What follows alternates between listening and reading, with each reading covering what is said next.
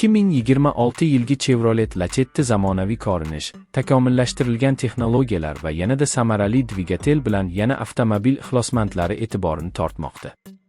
Yangi model tashqi dizaynda ancha yangilangan bo'lib, old panjara, LED faralar va aerodinamik kuzov chiziqlari bilan yanada sportchi va jozibador ko'rinishga ega. Kuzov mustahkamligi oshirilgan, shovqin izolyatsiyasi yaxshilangan va rang tanlovlari ham kengaytirilgan.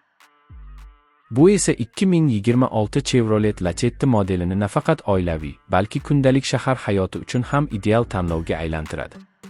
Salon qismi ham sezilarli darajada yangilangan. Ichki makon keng va qulay bo'lib, sifatli materiallar bilan bezatilgan. Old panelda raqamli instrumentlar paneli va katta sensorli multimedia displeyi o'rnatilgan. Apple CarPlay va Android Auto qo'llab-quvvatlovi mavjud bo'lib, haydovchi smartfonini oson ulashi mumkin. Rul kop funksiyali o'rindiqlar esa ergonomik dizaynga ega bo'lib, uzoq safarlarda ham qulaylikni ta'minlaydi. Orqa qator yo'lovchilari uchun ham yetarli oyoq va bosh joyi mavjud. Bagaj hajmi kengaytirilgan bo'lib, kundalik ehtiyojlar va sayohatlar uchun yetarli joy taqdim etadi.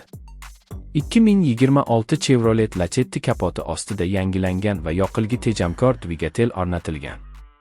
Asosiy versiyada 1.5 litrli benzinli dvigatel taklif etiladi. U o'rtacha 110 dan 120 ot kuchigacha quvvat beradi. Bundan tashqari 1.6 litrli kuchliroq variant ham mavjud bo'lib, dinamik haydashni yoqtiruvchilar uchun mos keladi. Avtomobil mexanik va avtomatik uzatmalar qutisi bilan taqdim etiladi.